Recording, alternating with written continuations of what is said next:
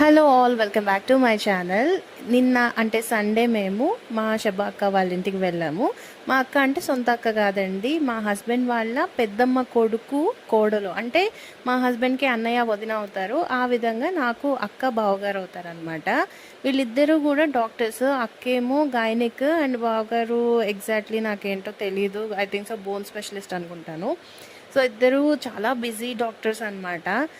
వీళ్ళ ఇంటికి ఎప్పుడో నేను ఒక 3 years బ్యాక్ ఏమో వెళ్ళాను. అంటే మా ఆడపడుచు పెళ్లి శుభలేఖ ఇవ్వడానికి వెళ్ళాను. ఆ తర్వాత ఇది సెకండ్ టైం. చాలా బిజీగా ఉంటారు, చాలా ఫ్రెండ్లీ అనమాట. మా మావయ్యకి చాలా ఇష్టం వీళ్ళిద్దరూ అంటే, ఎందుకంటే చాలా కష్టపడి చదువుకొని ఇప్పుడు ఒక మంచి పొజిషన్లో ఉన్నారు. వీళ్ళని మేమందరం కూడా ఇన్స్పిరేషన్గా తీసుకోవాలి అని మావయ్య అనుకుంటూ ఉంటారు. మావయ్యకి ఇష్టమైన వాళ్ళల్లో వీళ్ళు ఒకళ్ళు అనమాట. సో వీళ్ళింటికి వెళ్ళాము అండ్ మేము చాలా చాలా హ్యాపీగా టైం స్పెండ్ చేసాము.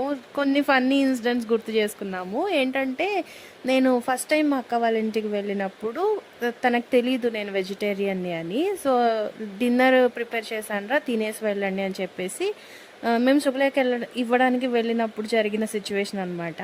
డిన్నర్ ప్రిపేర్ చేశానరా, తినేసి వెళ్ళండి అని చెప్పారు. డైనింగ్ టేబుల్ మీద ఏమో అంత non veg curries, non veg food ఉందన్నమాట. సో నేను చూస్తున్నాను, అక్క ఇంకేమైనా ఉందా, అక్క ఇంకేమైనా ఉందా అంటే, ఏరా నువ్వు చికెన్ మటన్ తినవా అని అడిగారు నన్ను. సో అప్పుడు మా హస్బెండ్ వచ్చి, కాదు దినా తను వెజిటేరియను, సో నాన్ వెజ్ తినదు అంటే, అయ్యో అవునా, సారీరా నాకు తెలీదు అని చెప్పేసి అప్పటికప్పుడు నా కోసం స్పెషల్గా పప్పు అన్నం వండి పెట్టారనమాట. సో ఆ ఇన్సిడెంట్ గుర్తు చేసుకొని నవ్వుతూ చెప్పాను నాకు, అరే నీకోసం స్పెషల్గా నేను పొటాటో ఫ్రై చేశాను రా, పప్పుచారు చేశాను నీకోసం, నాకు గుర్తుంది నువ్వు నాన్ వెజ్ తినవు అని చెప్పేసి. అండ్ మేము ఫస్ట్ టైం వెళ్ళినప్పుడు ఇల్లు ఇంత ఏమంటారు కొత్తగా లేకుండే అనమాట. మేము వెళ్ళిన తర్వాత కొంచెం చూసి షాక్ అయ్యాము, ఏంటి ఇంత మారిపోయింది అంటే. మా అక్క చాలా ఎక్సైటెడ్గా చూపించింది.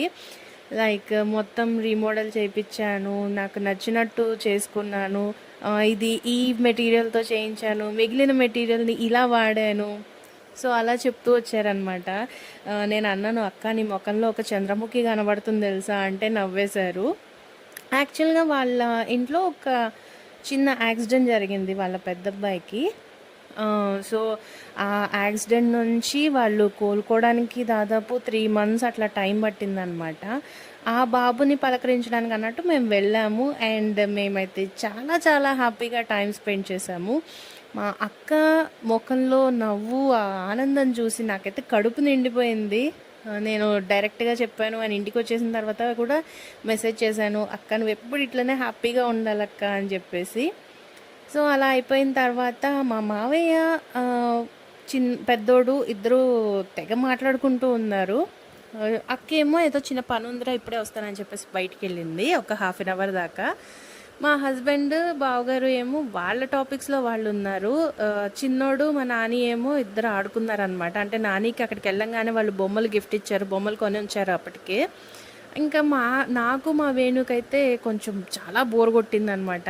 అవుట్ ఆఫ్ టాపిక్స్ అనమాట. అంటే లైక్ ఈ పాలిటిక్స్ గురించి, హాస్పిటల్స్ గురించి, కొత్తగా వస్తున్న డిసీజ్ల గురించి, వీటి గురించి మాట్లాడుకుంటుంటే బాబోయ్ ఏంటి టాపిక్స్ అని అనిపించింది. తర్వాత శబ్బాక్క ఇంటికి వచ్చేసిన తర్వాత మళ్ళీ టాపిక్స్ అన్నీ కూడా అండర్ కంట్రోల్లోకి వచ్చాయన్నమాట. అంటే జనరల్గా మాట్లాడుకునే టాపిక్స్. సో వాళ్ళ ఆఫీస్ గురించి, వాళ్ళ ఆఫీస్లో వర్క్ ప్రెషర్ గురించి ఇవన్నీ కూడా చెప్తూ వచ్చింది. అండ్ చాలా హ్యాపీగా టైం స్పెండ్ చేసాము. ఇంకా అక్కడ ఉండేవాళ్ళము, అసలు మాట్లాడుకుంటుంటే టైమే తెలియలేదు. అలా మాట్లాడుకుంటూ ఉంటే మధ్య మధ్యలో స్వీట్స్, ఐస్ క్రీమ్స్, డ్రింక్స్ ఇవన్నీ కూడా వేసేస్తూ వచ్చామన్నమాట. సో అలా చక్కగా టైం స్పెండ్ చేసి అరౌండ్ 4 o'clockకి అలా మళ్ళీ కొన్ని పిక్స్ తీసుకునేసి బాయ్ బాయ్ చెప్పేసి వచ్చేసాము. యాక్చువల్గా ఇంకా చిన్నోడికి బట్టలు కొంటాను అని చెప్పి శబ్బాక్క షాపింగ్కి వెళ్దాంరా అని అనింది. కానీ వద్దులేక్క ఇప్పటికే బొమ్మలు కొన్నావు చాలా, ఇంకేం అవసరం లేదని చెప్పేసి వచ్చేసాము. యాక్చువల్గా బావగారికేమో మా నాని అంటే చాలా ఇష్టము, రే హీరో అని అంటూ ఉంటారు. అండ్ అక్కకేమో చిన్నోడు అంటే చాలా ఇష్టం, అంటే మా ప్రహాంష్ అంటే చాలా ఇష్టము. అసలు మా ప్రహాంష్ కోసమే వెయిట్ చేస్తున్నాను అని చెప్పేసి నేను వెళ్ళంగానే నా చేతిలోంచి తీసేసుకుంది.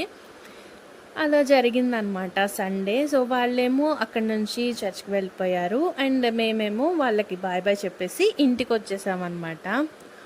పాత ఫ్రెండ్స్ని, మనకి డియర్ పీపుల్ని కలిసినప్పుడు మనసుకి ఎంత ప్రశాంతంగా అనిపిస్తుందంటే, నిజంగా మీరు ఈ బిజీ లైఫ్లో ఒకరికొకరు ఫోన్లు చేసుకోవడానికి కూడా టైం ఉండదు. కానీ అప్పుడప్పుడు కనీసం ఒక నెలకోసారో 2 నెలలకోసారో అన్నా ఇలా కలుస్తూ ఉండండి. చాలా బాగుంటుంది, రిఫ్రెష్గా అనిపిస్తుంది, అండ్ రిలేషన్స్ కూడా స్ట్రాంగ్గా ఉంటాయన్నమాట.